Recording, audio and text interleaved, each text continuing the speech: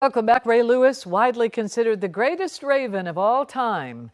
But these days, it's about much more than just football, including a 10-year milestone for his Power52 Foundation. It's a nonprofit started after the unrest following the arrest and death of Freddie Gray, with an effort to provide clean energy access to underserved communities and guiding individuals toward a stable career path. Rick Ritter sat down with him for an exclusive one-on-one to talk about the impacts of his foundation. Two-time Super Bowl champion, Defensive Player of the Year, Pro Bowls, Key to the City, Hall of Fame.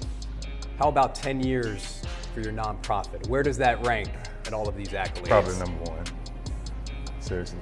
I think when you think about the impact on people's lives, I made a lot of people love Sundays, and coming out and seeing the games. But when you're able to take someone that's been through a lot of trouble, been through a lot of drama, you just don't change them, you change their entire family.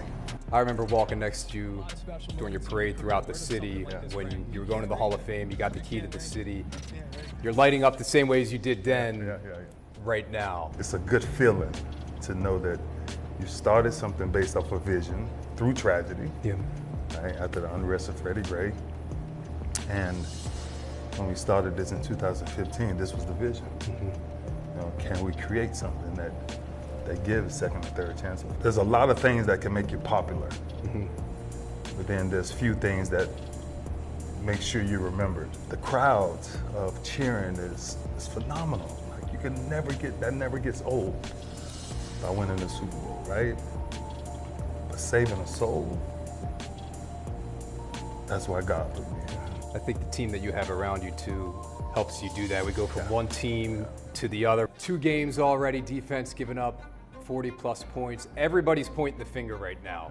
When you look through the Ray Lewis lens, what do you see wrong with this defense? A lot of talent, but great defenses are one. It's not a bunch of individuals. But in the locker room, when we was winning championships, it was so quiet, it was peaceful. Why? Because we all understood there was one goal. How do we win, not I? And I think individually, these guys now have to get together. That's why me bringing them to my house, Ed bringing people to his house, Rod Wilson coming over to the house. We're all seeing it without the coaches. And I think this team has to get together to figure out how do we work well together. The beautiful part about it is it's easily correctable, but it has to be an intentional process of getting it fixed. Like intentional. Some leader has to say, come to the house. Without coach, let's look at this film. Is that leader in this locker room? I think that's the problem sometimes. You have more than one. So you ask yourself, who's that voice? Who's that voice of reasoning? The greatest ability of the most dominant defenses, any of them in the world will tell you communication. Right? You got a lot of talent. It's there. Talent is the last thing we worry about. But now it's chemistry. How can we flow? How can we walk in the meeting? Too many individual mistakes. And when you correct that, I'm always riding with us.